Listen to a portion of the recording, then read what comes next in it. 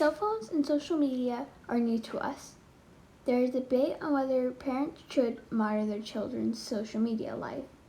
Some say teens have a right to privacy. Others say social media is unsafe and parents need to protect their children. So I think that parents don't only have a right to monitor their teens' social media activity. I think they really have a responsibility to do so. As a counselor, I try to follow, data and research on this, and there's no question that suicide rates and mental health issues with teens is on the rise, and there's a correlation, or many studies at least, that make the connection between that and when everyone had a phone in their pocket.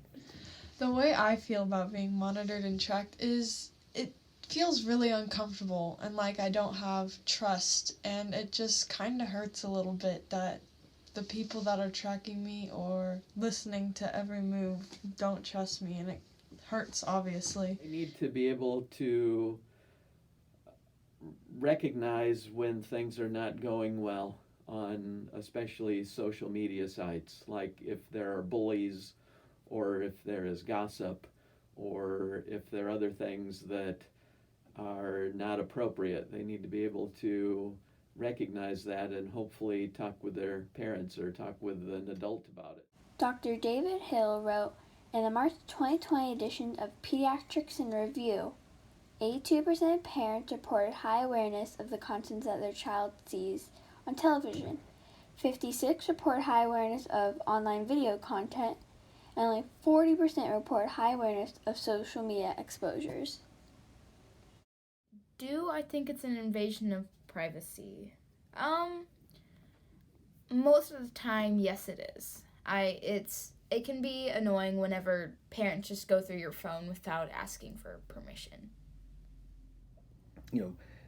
A young person not being able to sort of get away from their peer group, 24-hour a day access to people who are trying to communicate with them and potentially criticize them.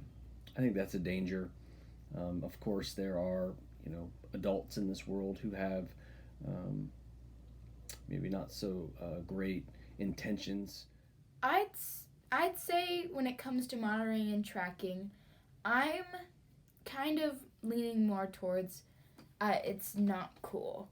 Like, it's a kind of a pretty big invasion in your kid's life, especially if they're like in middle school, like about to become a teenager or are a teenager. It could be very annoying for them.